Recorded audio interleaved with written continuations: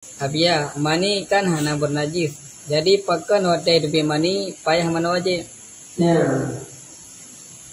Karena dalam agamanya, perhatian agamanya lebih jauh.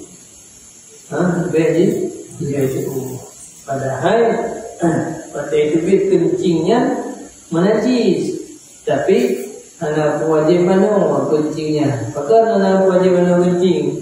Karena kita sampai cukup nak tidak urus kadang-kadang untuk ianya diurai monggo. Hari pada waktu diurai monggo, ada diurai juga. Anda nanti di segi kesehatan, kesehatan di tubuh maninya kan segala orang-orang tubuh saya udah ada yang dulu.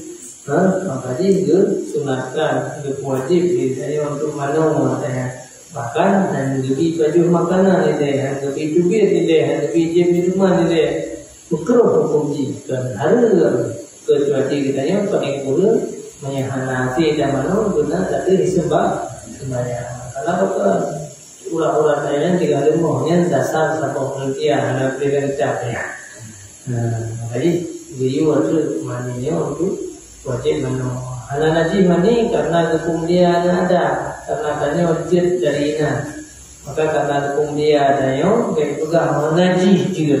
Dari najis juga karena hukum dia ada yang maka hanya berhukum kepada najis.